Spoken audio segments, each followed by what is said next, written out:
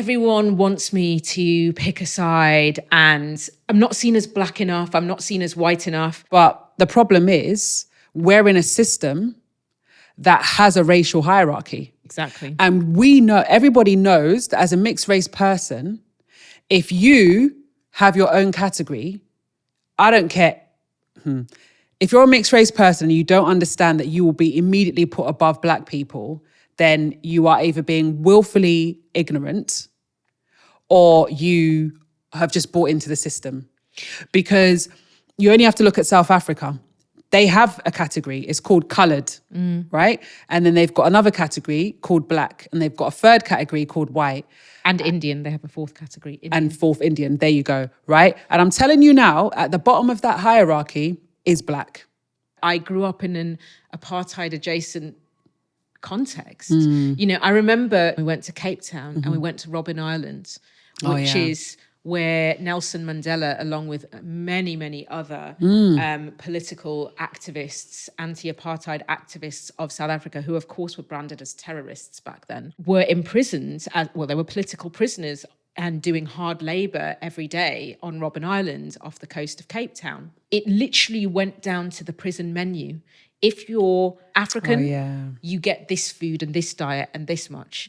If you're coloured, you get this much. If you're Indian, you get this much. And there were literally very visible and obvious privileges based on those things. I feel like it's a little bit disingenuous for mixed race people to say they want this category and almost not acknowledge the fact that that category will be higher than their black and brown counterparts. Roots and rigor, rigor and flow. Roots and rigor, rigor and flow. Roots and rigor, rigor and flow. Rigor and flow.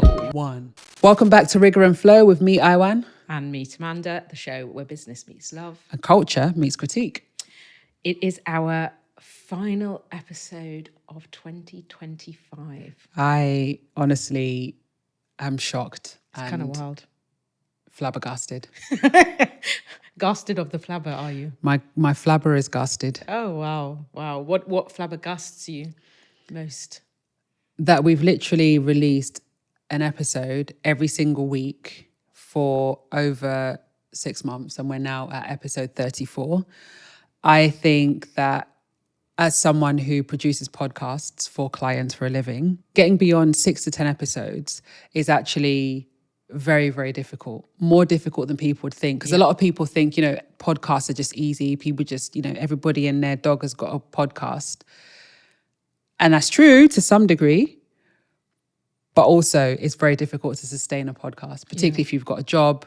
We run businesses as well. My clients are often either in full-time employment or they've got other sort of things. I see that very often after about a season or two, it peters out. Yeah, it's hard to sustain. It is. Can be really hard to sustain. You're putting up a 1 hour episode every week. Yeah. That's like a TV series without the drama. Yeah, exactly. I like it. Also, can I just say, we're closer to 9 months than we are 6 months at this point.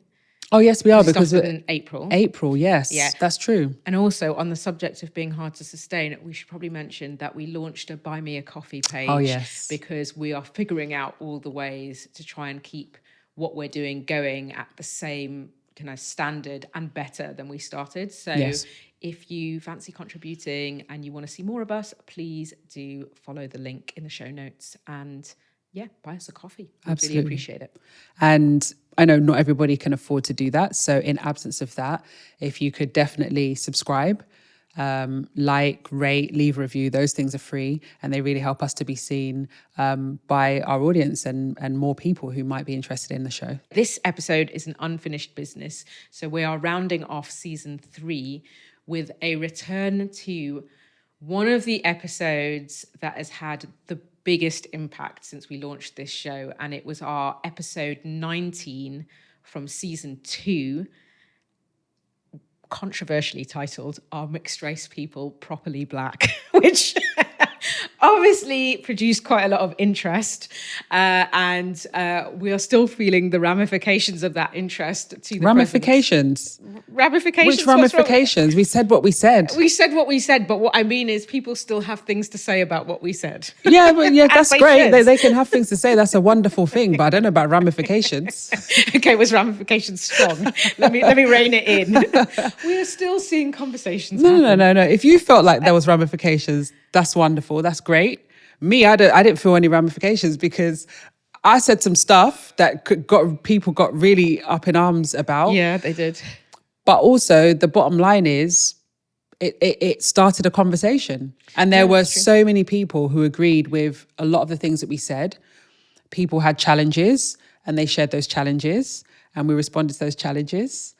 And here we are. And here we are doing an unfinished business. Okay, no, look, let me actually, because it's actually good you point that out, because I think why I'm saying ramifications is that my internals with this episode and how I've been in my feelings about it has been different to some of the other ones. Talk to me. It's so weird because obviously I've been on socials the whole way along, right? So I've been kind of doing the posts. If there's reaching out to people and saying, hey, we're doing a voice notes episodes, I reach out. When people comment on our content, I tend to be the one that responds because you're doing all the editing, right? And which is also probably why you see it as ramifications, because mostly I'm not really looking or it's true. You're actually kind of divorced from that part of it a bit more, like, or you can come in and out of it a bit more, right? Yeah. So A, I see every single comment.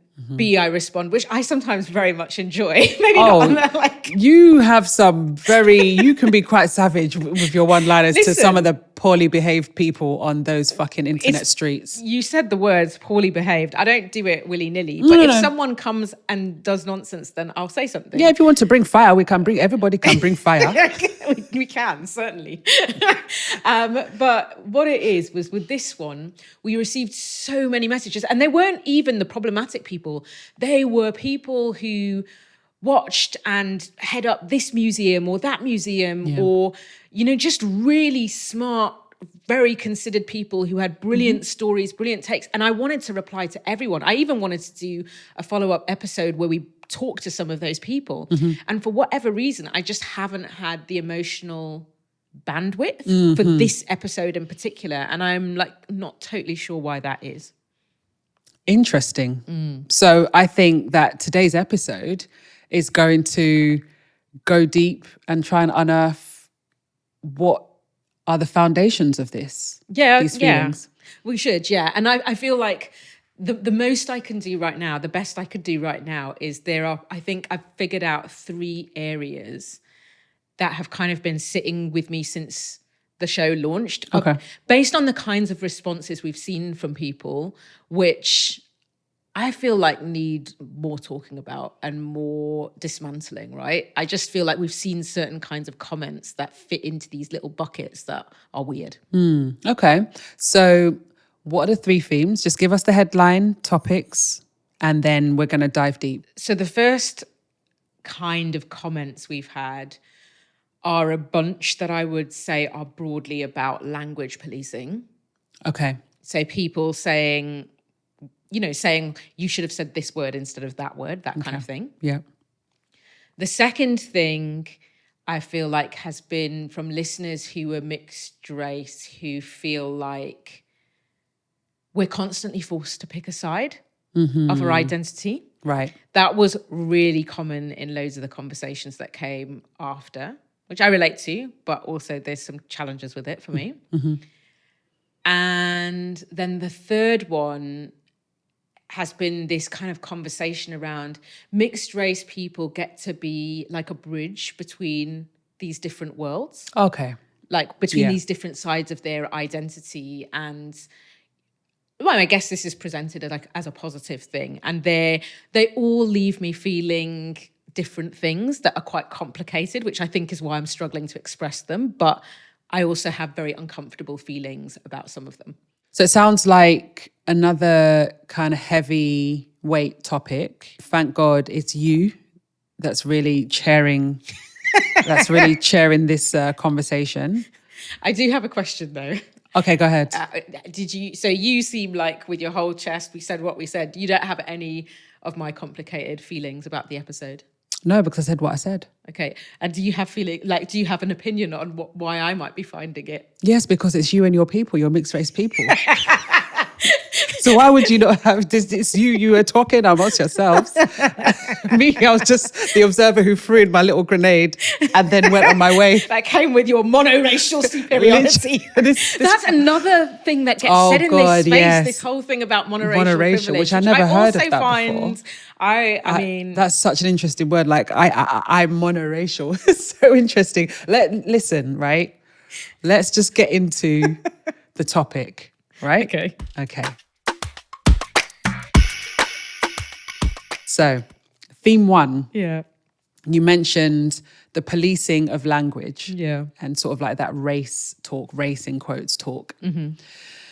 For you, when we released the episodes and the comments started coming in, when did you first realize that this was a recurring theme? What were some of the first, I guess, comments or things that started getting you thinking? I mean, I realized it pretty instantaneously. And I'll be honest, this is the one I don't find super troubling in the ones I'm going to present today, because if there's one thing I've learned as a scholar of race, is that one of the first things that happens is people try to police and stop you talking about race. Okay. And it's not only people who don't want to believe racism exists, it's sometimes people who believe racism really exists, but think if you say racism or you talk about race, you're part of the problem. So, from day one, we had comments like, please let go of this false narrative of race. It's long ago been disproven by science.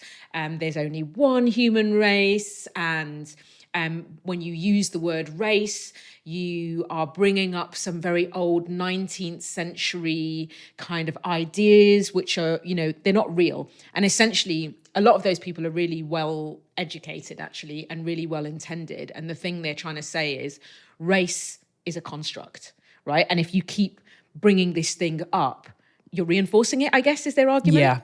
Yeah. Does that feel familiar to you? It does make sense.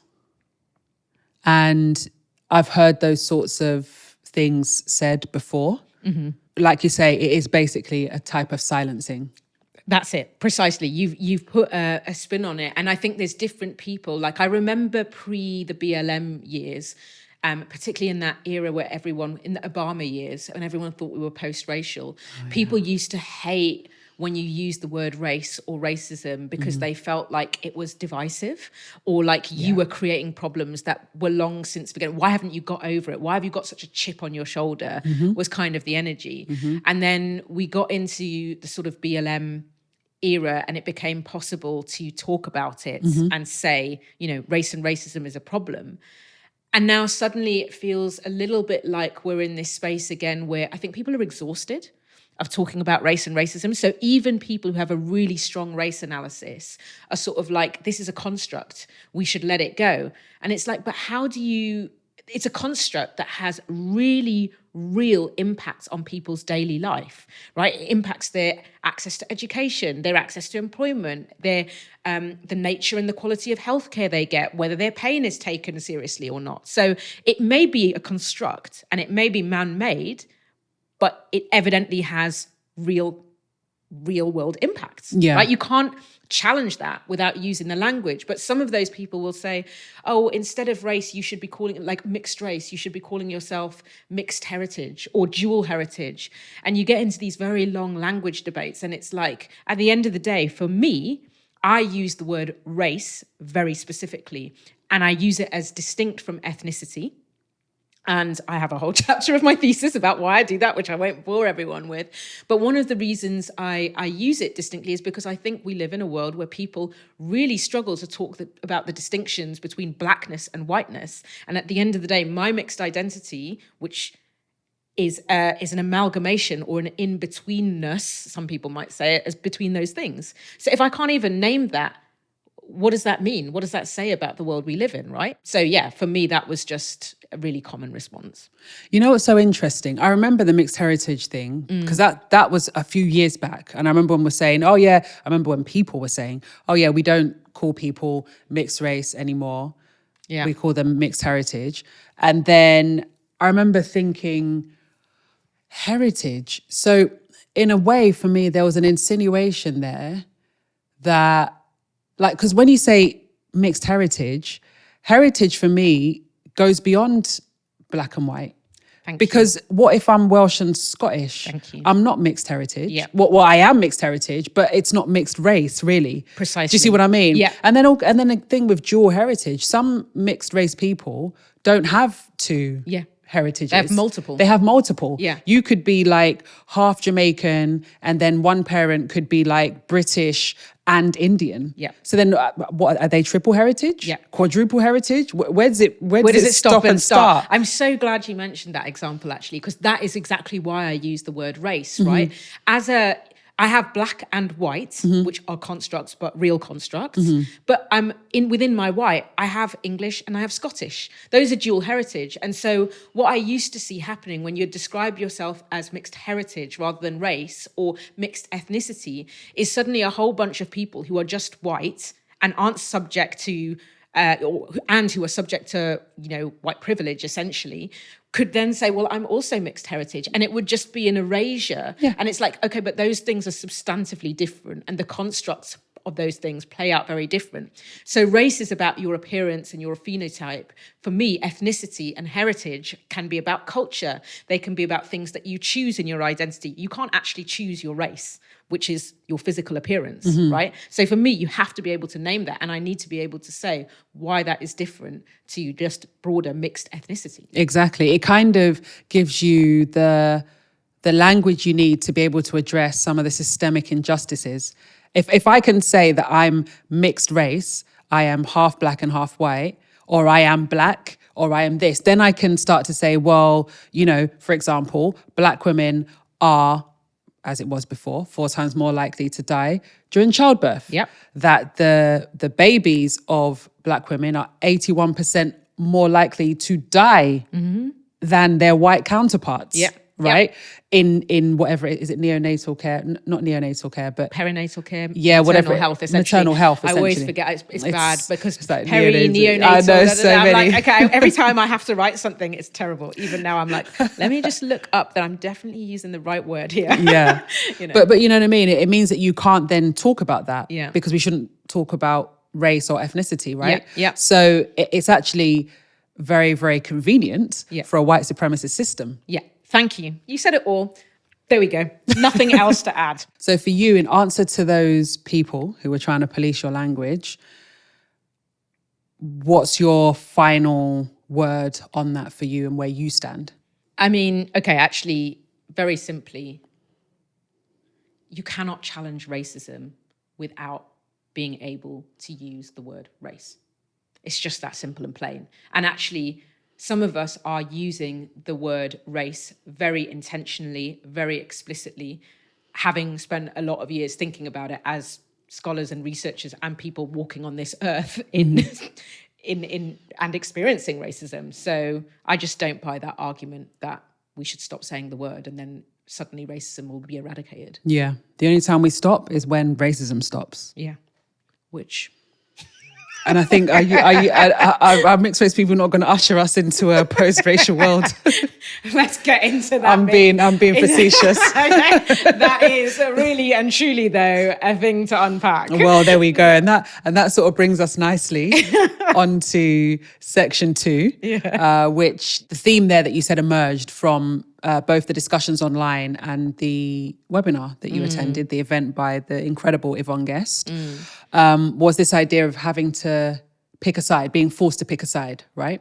Yeah. Or that, you need to be our own thing. It's almost like there's 2 sides.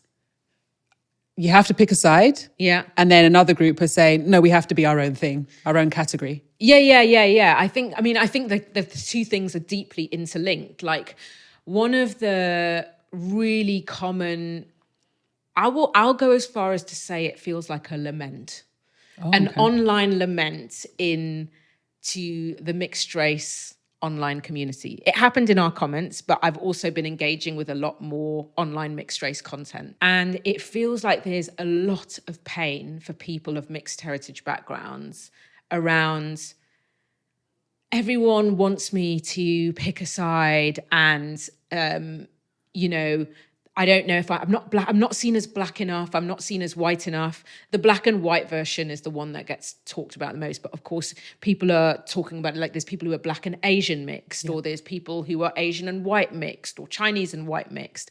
And everyone seems to talk about this pick a side thing. And look, I get it, right? Even in the comments that we had in response to our episode, there's people debating whether... I always go back and forth as to whether mixed race people are actually properly black. And it's like, no, we used that in the title of our episode, but not because we actually believe that. Yeah. Because we were trying to challenge an idea that someone, or that commonly gets said, right? People aren't black enough or whatever.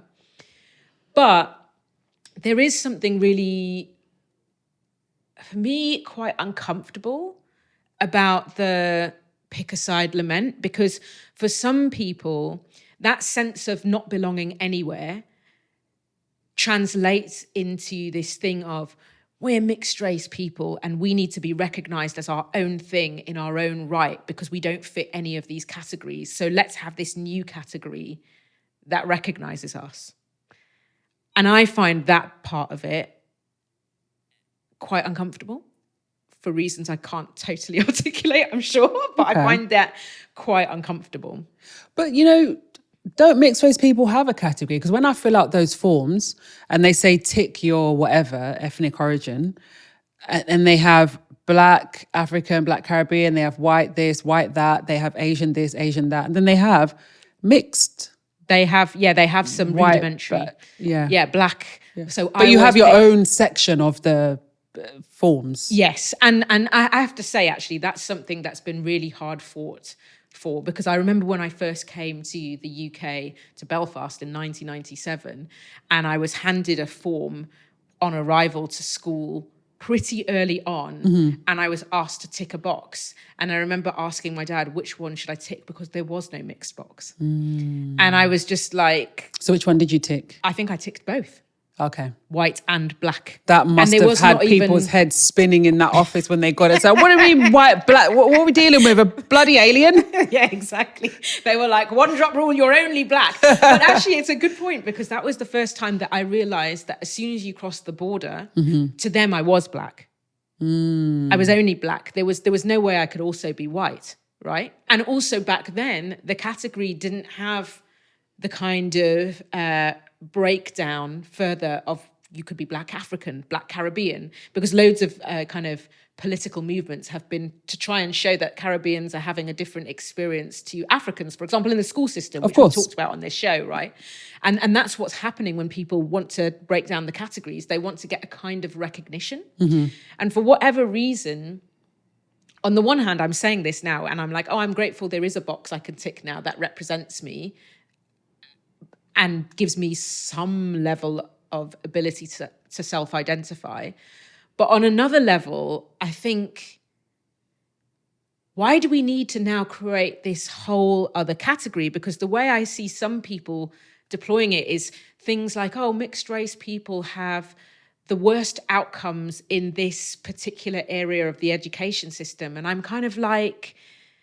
I feel it sounds bad because I know great scholars researching that stuff, but I feel a little bit skeptical. I'm like, but are they having outcomes because they're mixed race specifically or for some other reason? And is it just about blackness? Do black people have the same experience? What about class? What about all these other things? So there's a part of me that's skeptical that I haven't quite worked through.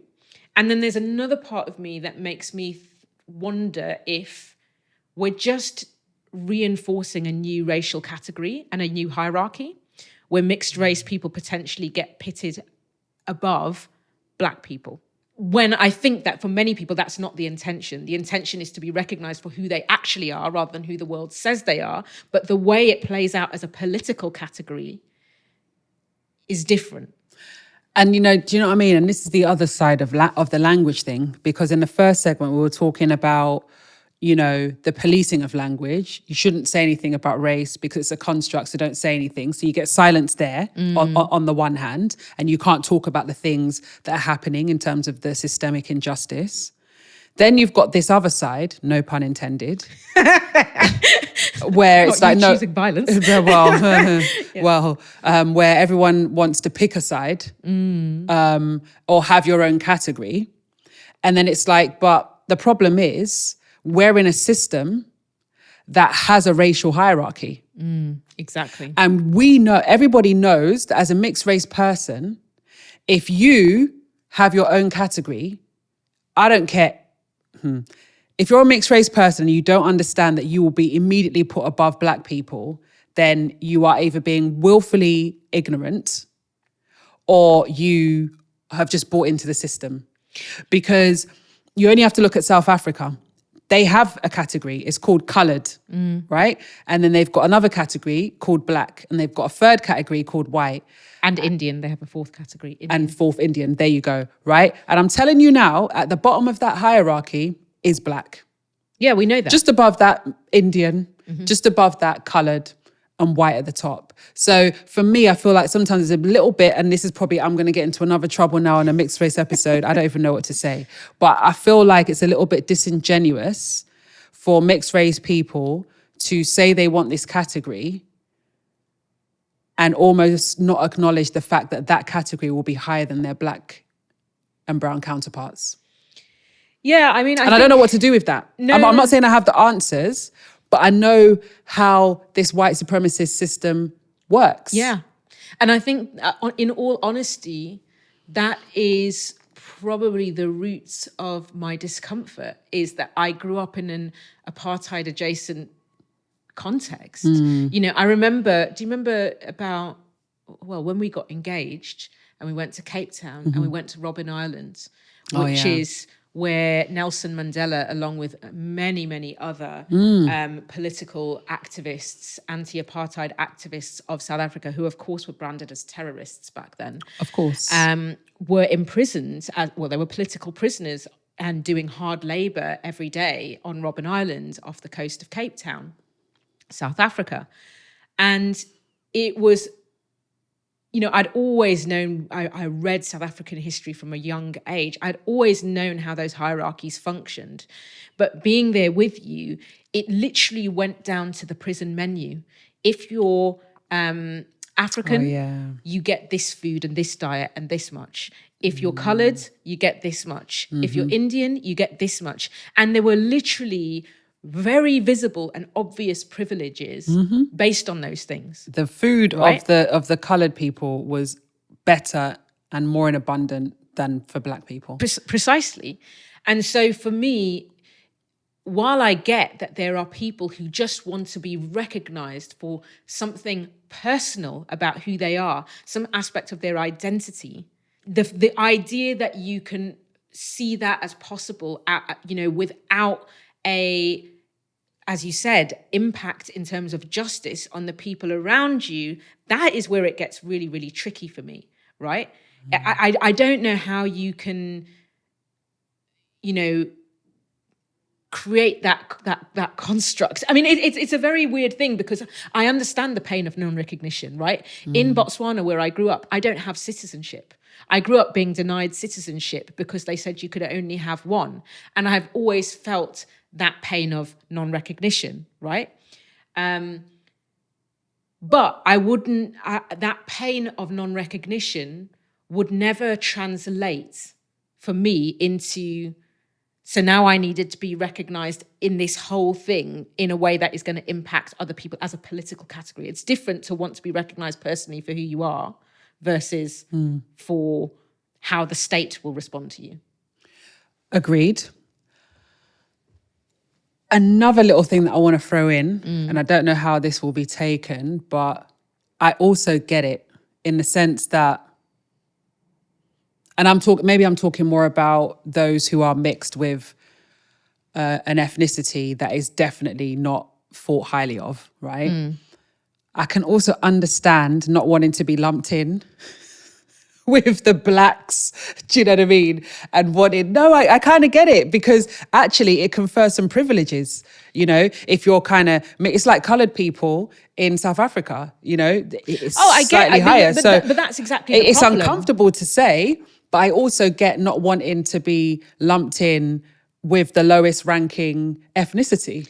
Okay, so that's an interesting thing for you to say, because this is precisely my issue. If we know that's what it's about, securing a level of privilege. And I'm not saying that that's what it's about as well, please. No. I know that it's definitely not that for everyone. But let's just say there are a few people who want to be recognized as their own thing. And maybe for some of them, they haven't, for some people out there, there hasn't been enough self-work. But this is the thing that I think my whole discomfort with this thing boils down to, which is that very often people are in a lament about being asked to pick a side. Mm-hmm. And I think that picking a side is different from picking a politics. And True. I think sometimes the things get conflated, right? And for me, and I'm 100% sure that many of the people that I've seen, seeking their own category are just seeking recognition for who they actually are rather than who the world assumes that they are. Mm-hmm. But I would argue and I that respect for those that. people, I get it too. I respect that, yeah. But I would also argue that even if you create a new category and called it mixed race or mixed heritage or whatever you want to call it, there is so much complexity and heterogeneity in that. It's not just black, white. You could be, forget even just, you could be a black person and have mixed heritage. Yeah. So where, the levels and the numbers of choice that could then fit into that category, it almost becomes meaningless. Do you see what I mean? Because you're not able to define anything. And the point of having a category that the system responds to and understands and recognizes is to address some kind of injustice that's happening. So now if everybody is able to access and claim that category, now let's say you're a white person, you're a mixture of English and Scottish, and now you're identifying as mixed heritage. That's why I don't use heritage, I use race, right? Now let's say, there are so many, even if you create that category, I might have far more in common with my black African sibling over here and even my white British sibling over here in two different boxes than I might have with a person who's a mix of, I don't know, Korean and South Korean and Japanese. Mm-hmm. Do you see what I'm saying? Would that be classed as mixed race? That's the point. Yeah. Once you start opening up this question of what is the mixed heritage box? Yeah. What is the mixed heritage box? Thank you. And because now you say Korean and Japanese, I'm like, oh, actually that person would be mixed. Of course they would be. So mixed heritage. What about Ghanaian and Nigerian? Mixed heritage. And this would they be mixed race? This is why going back to that first point that I was making. This is why I distinguish the notion of race from ethnicity or heritage, where ethnicity can include race, which is your phenotype, how you look, are you white, are you black, how, is your hair this texture, is all of these things, which the world has told us means all of these negative things or positive things, depending on who you are. Not because those are real, but just because the world's constructed those meanings. And I see race as the one where you talk about white, black, visible differences, whereas ethnicity can include race, but it also includes culture.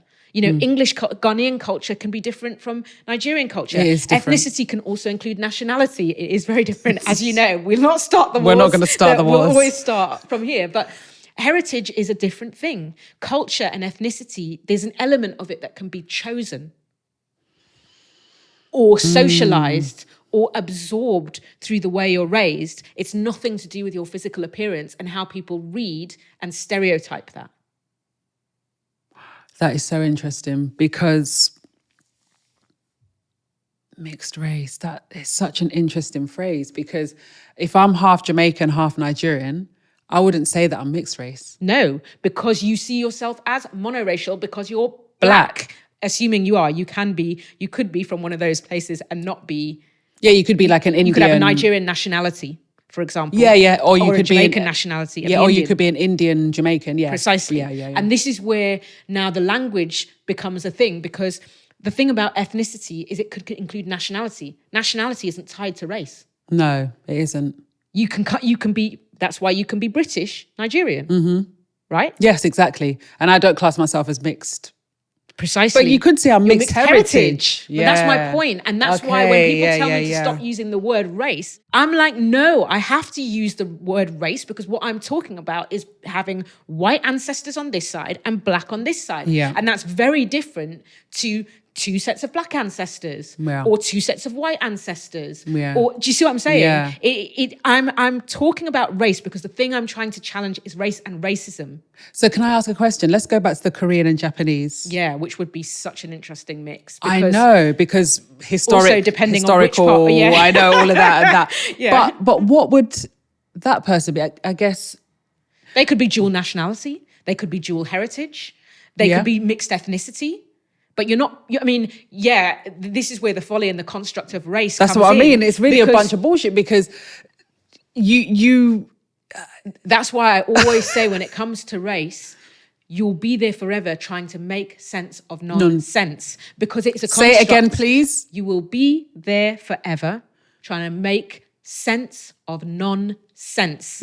It's a construct. However, in order to get your head around it and understand what you're challenging, you still need to use language to name it. Because that's Even what we the have. fact that we're making the distinction between those things and how they play out in people's lives, for better or for worse. You know, heritage, ethnicity, culture, which you can bracket together, race. To make the distinction we've just made, we needed language. Yes. And how do you challenge that without it? There's no point pretending if I stop saying race, people aren't going to judge someone because their skin is black or because they're Asian or because they come from this caste and their skin is darker. If you're in a particular, let's say you're in an Indian, like if you're in India, for example, those things are real. Yeah. So you don't, back to point one, you don't just remove that by never saying those words. Because it's still there. And it's a bit like this mess that we're in now with the far right. Racism didn't go away. It was always there. I think the people I'm speaking to when I'm challenging this notion of not using the language of race is actually often black or people of color who are freaking tired as well and who just like, can we stop using this language because it's never going to go away? And there's as many black and people of color or global majority heritage people who are saying those things as there are white people because they're tired and they think that we should be beyond all this now. We're never going to change if we don't change the language. And I'm kind of like, I'm highly skeptical about the idea that changing the language changes the fundamental structure. You need language to challenge it. Yeah, I agree. So in summary of the pick a side and we need our own group, what say you? I mean, I think for me, it's really important.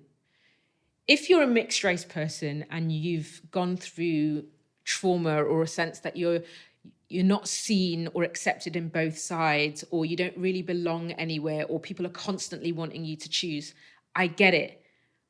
I feel like on the healing journey, we have to be so aware and ask ourselves, are we being asked to pick a side or are we being asked to pick a politics? And I see a lot of talk in the online space about, black people are just projecting onto me and assuming I'm going to come around and be superior. And I'm like, but I have seen examples of that, including some of the responses. There were people who called you a beast. Yeah. Mixed race people, literally. Because they felt away because they didn't have the full context of a comment you made, which was actually very valid based on your experience. But then they went to the language of white supremacy to try and humble me and shut me down. Thank you. Which is why I have no fucking tolerance for it. Which is unacceptable. And I find it really hard to understand mixed people who are also subject to racism not being able to get beyond their own sense of non-belonging and alienation to a point where you can say, okay, but I recognize that actually I'm subject to racism just like this person who may be subject to it more. And actually there's a political decision to make, and that doesn't cost me anything. Your identity is your identity. No one can take it away, whether they're asking you to pick a side or not. What do you stand for? And that's about politics, not your identity. Wow, that's powerful. And I think that's a good place to end that segment. Or end that theme, should I say. Okay. Okay. I'm ready for people to come for me. Or let them come, because, the bottom line is we said the show is called Rigor and Flow. And we rigorously check ourselves. Yeah. And we also rigorously check what people are putting out on our page and saying when they engage with us. Yeah. We dissect it, we analyze it, we have a critique, right? And it also that's helps what this us is. think, expand our thinking. Absolutely. As well, I've right? changed. There's some thoughts and views I've had that have changed as a result of the audience getting in touch and saying things. And there are some things where I've gone, no, I said what I said and I meant what I said. Yeah. And I hear what you said. Yeah. And it's great. You've said what you've said. You've got your view, but my view hasn't changed as a result. Yeah. So the last of the 3 themes that you mentioned at the top of the episode was this idea that, in quotes, I get to have the best of both worlds. I get to be the bridge. Yeah. Now, go off. Well, this is an interesting one. I'm not going to lie, that one pisses me right off. Okay, tell me why. Because, you know, when we talk about like white people who are obsessed with black culture, black food and stuff like that, but then when we're going through some shit as a community, they're nowhere to be found, right? They don't stand for us. They don't do anything for us. And we have a phrase for that. You want the rhythm, but you don't want the blues. Yeah, Clara right? Amfo came up with that. Clara Amfo. Clara Amfo, right? You want the rhythm, but you don't want the blues. In that statement, that some of these mixed race people are saying that I get the best of both worlds and I get to be the bridge. It feels like they're saying that. I get to take the best of the black world in the case of a black mixed race person. I get to take the best of the black world. I get to take the best of the white and fuck the rest. That's what it feels like is being said. And then, you know, for a white person in a society like this who has the privilege, it's neither here nor there, right? But for a black person who doesn't, it feels like you're shitting on us on top of all of the other shit. Yeah, yeah. You're just extracting from us, and we've already been extracted from for centuries. But can you extract from yourself? That's interesting. I wasn't planning to say that because I actually agree with you. No, But that's if interesting. you are that as well, can you really extract from yourself? I have a slightly different take, but go on, tell me what your... Well, no, it's interesting because I didn't really think about it like that. Can you extract from yourself? Okay, when I think of myself as a black person and I think about all of the things that I enjoy as a black person of my culture, whether that's food, whether it's music, whether it's dance, whether it's jokes, whatever it is, those are the rhythm, right? I can extract, it's not even extracting, I'm just enjoying what I am. Precisely. But I also have the other bits as well. The casual racism, followed around the shops, being profiled, not getting a job or getting accepted to stuff because of my name. All of the other things, the systemic injustices, do you know what I mean? I get both because I am black. So I get the rhythm and the blues by virtue of just being who I am. Yeah. Which, if you are white, when that extraction happens, you don't. You never get the blues. It is possible to extract, right? And just take from black culture and never have to feel the pain of blackness, right? Yes, exactly. Okay. Yes. If you're white. Yes, that's true. So here's where it's different and where I think is a pain point for some mixed people. And by the way, broadly, I'm in alignment with some of your problem with this issue, but I'm playing devil's advocate because I think it's a real issue. No, I want to hear that. And the real issue is that, okay, I'm going to use black-white mixed as the example, just to see I'm speaking about someone who's like me, not all the other kinds of variations of mixed, but someone who's a mix of both those things.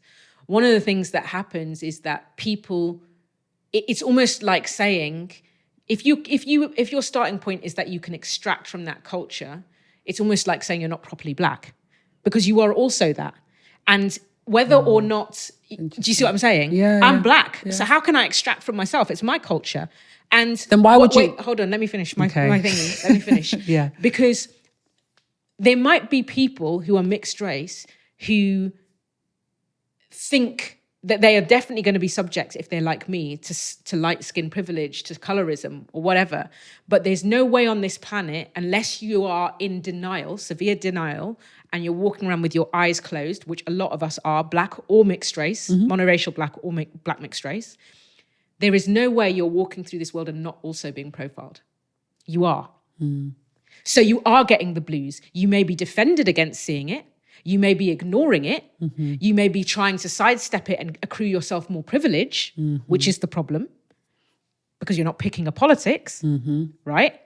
but it's there. I've met plenty of mixed race people who want to ignore all the difficult bits about being black, who want to pretend racism doesn't exist and just take the nice cultural bits and not engage with it. But it doesn't mean they're actually not subject to racism. It can be happening and they can be defended against it. I've met monoracial black people who do the same thing. No, I've seen There's that. many black people who will tell you with their whole chest, it's not particular to mixed race people, they will tell you with their whole chest, racism isn't real. True. Look at Tony, the Commission on Racial Equality. Tony Sewell. Tony Sewell, right?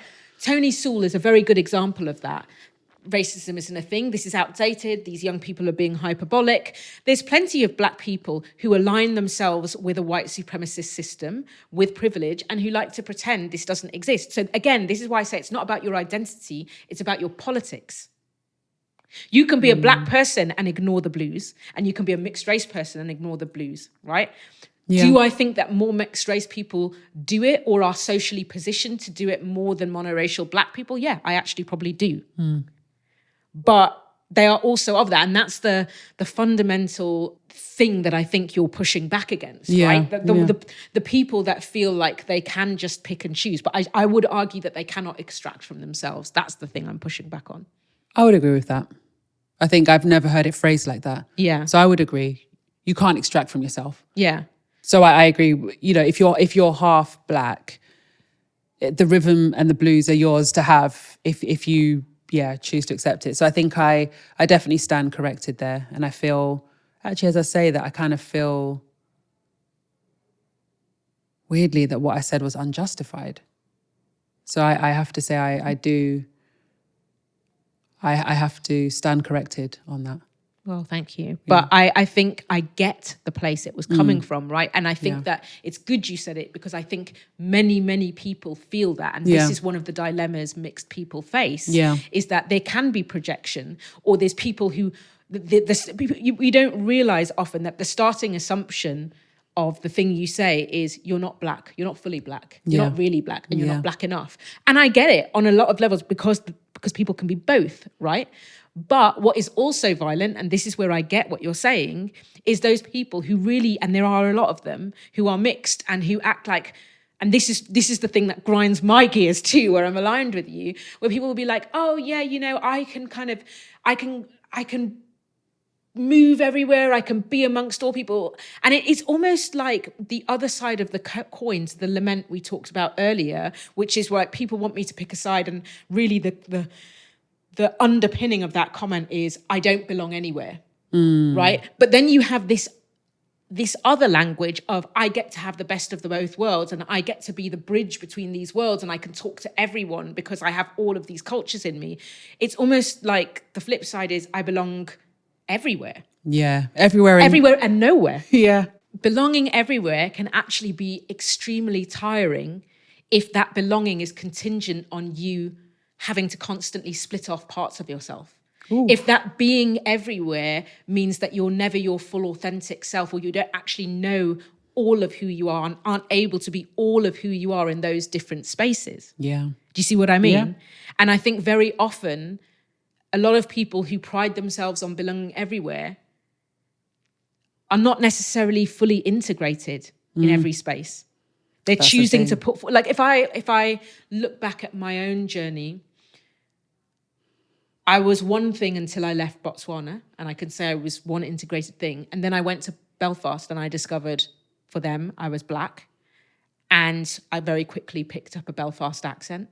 I very quickly figured out how to assimilate culturally to the extent that I could, even though nothing about my skin color was going to change. And then I got moved to another school, which had a very different accent and a very different code, and I learned to assimilate there. And then I left there and I moved to London, and suddenly I was in a cultural melting point of Londoners, and I picked up a different way of being there. I would say for like a very long time, I used to chameleon, and I used to pride myself on being able to move between these different worlds, go back and forth to Botswana, change my accent as I did it unconsciously, from there to Belfast, from there to the Midlands, from there to London, from there to the north of England. I never picked up the Yorkshire accent, but do you know what I mean? I for a long time felt and said a lot of the things I hear a lot of mixed race people saying, which is like, this is my superpower. And I find it so problematic. And I think the reason, like how I unlearned that was going to therapy and realizing that actually this was years of exhaustion, because it's actually very tiring to have to be different people in different places. Yeah, because you're not integrated and it's very draining. And yeah, no. Yeah, and it took therapy and a rising race consciousness to go, actually, also, this is violent.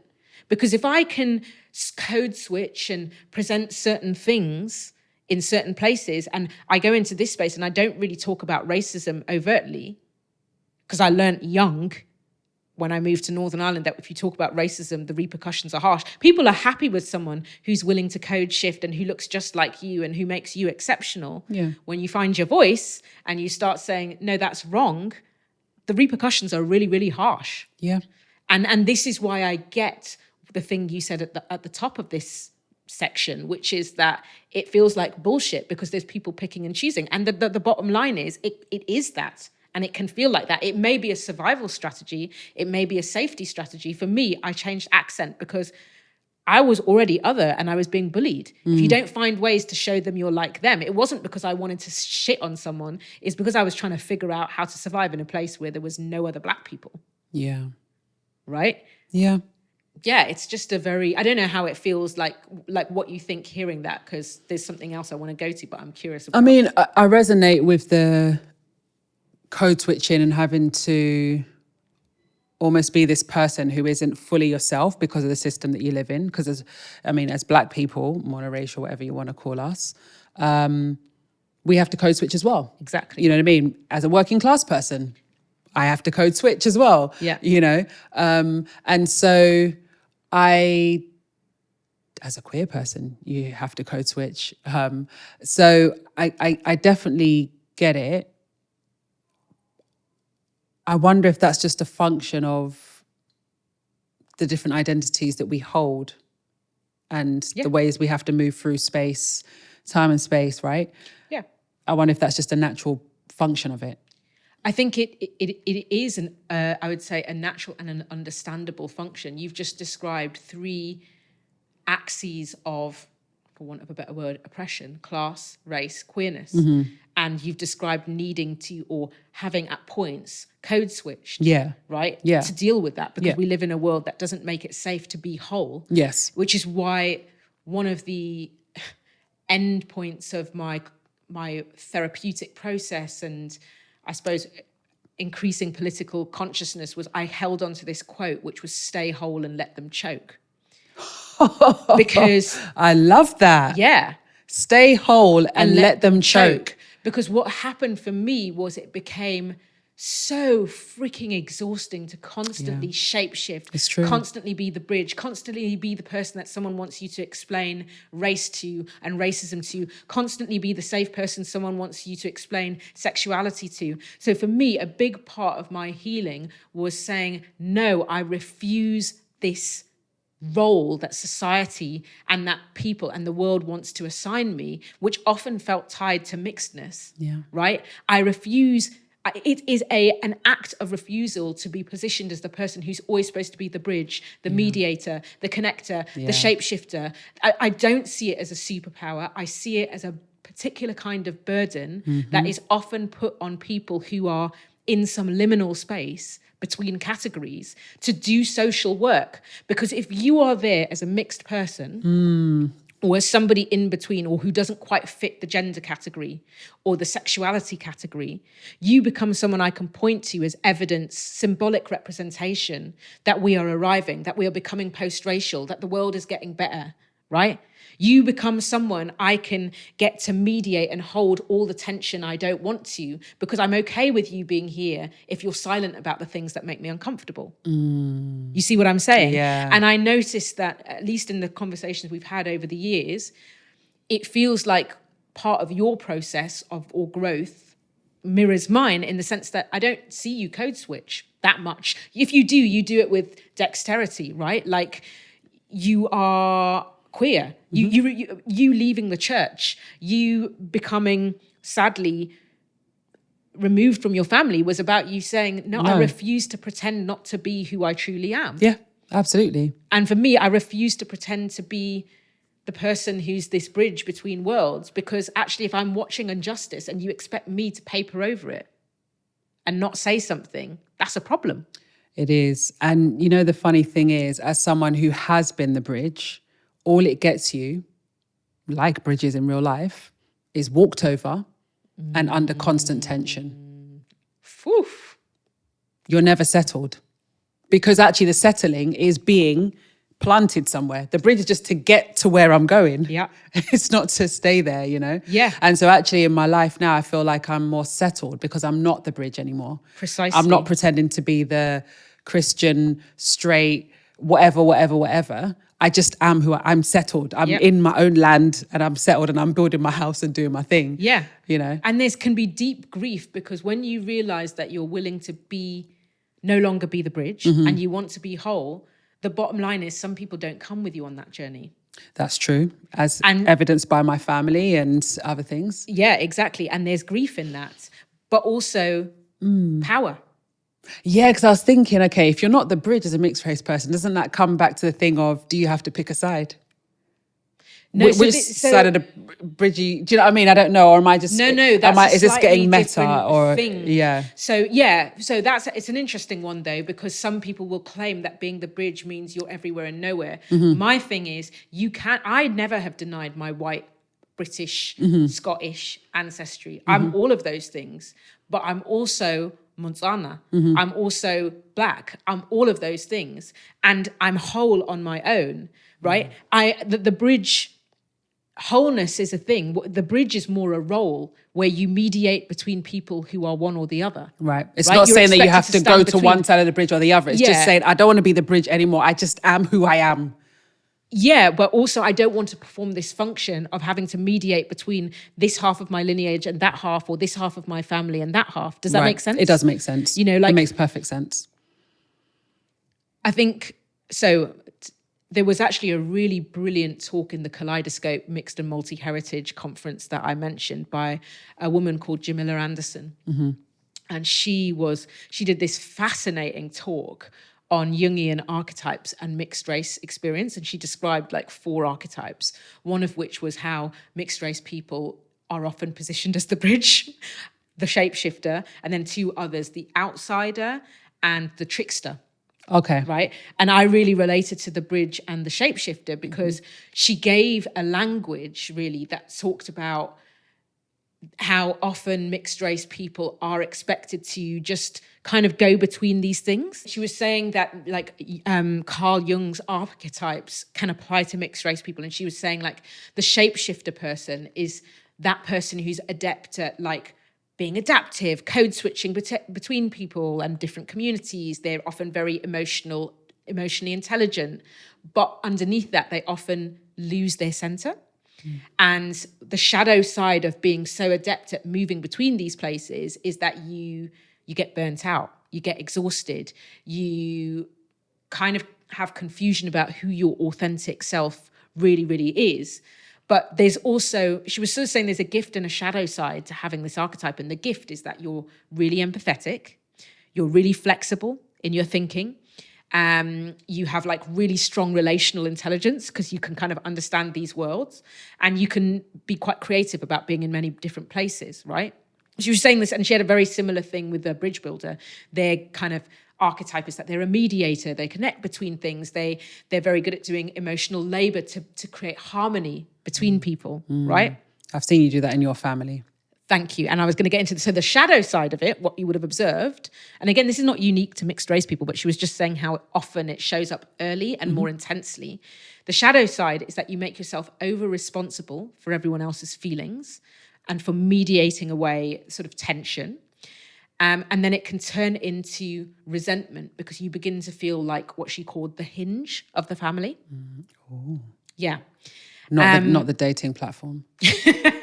Absolutely not. I am a married woman and a happily married woman. But yeah, she was saying, like, obviously when you play that role of being the bridge builder, like there's gifts, which is that you're very compassionate, you've got loads of diplomacy, and you navigate loads of categories of race and hierarchy. And I feel like for so many years, if I'm speaking frankly, my family were okay with me being the person that was the bridge between and that was just curious about these things and accepted being both. But when I started to challenge racism, then it became a problem, because now you're not available to do all of this emotional labor. And now you're forcing us to look at the thing that we don't want to look at, because it's in the interests really of the family to pretend there's harmony. And maintain the status quo. Yeah, and to not be in conflict, right? Yeah. And so I thought it was really helpful language, but I sort of reject the idea of the gift always being a gift. I feel like the shadow side for me was so strong that actually the refusal to play that role was more important. That looked like liberation for me. That's powerful. Yeah. I think that's powerful. A lot we've unpacked in the hour that we've been talking. I have a feeling that this is the kind of thing that as things evolve and as politics shift and language shifts, we're probably going to come back to again and again. Yeah. Because like we said in the episode, mixed race community is the fastest growing population. You know what I mean? So we're going to come back to it again and again.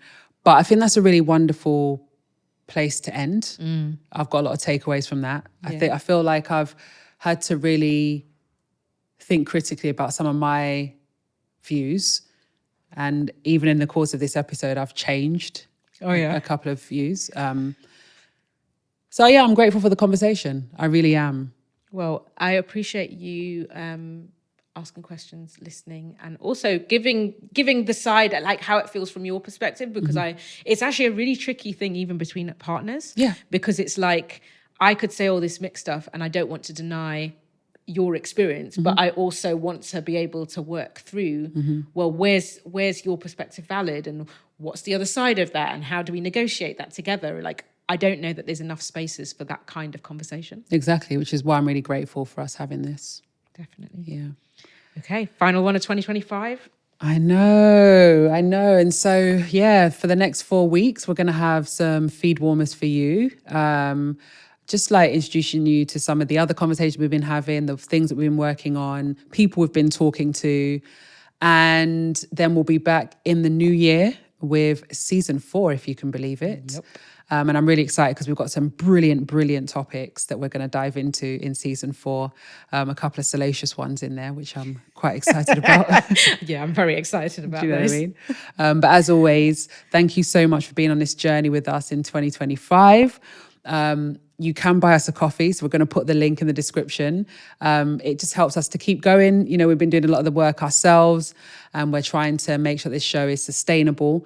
And to do that, we need your help. So if you have got some coppers in the old coffers, then, you know, do give us a few of those pennies. If you haven't, not everyone has the money. We get it. What you can do that's free is to like, subscribe, rate, leave a review, because it helps other people to find us, and also share it with your family and friends. Thanks so much, and see you next year. See you next year.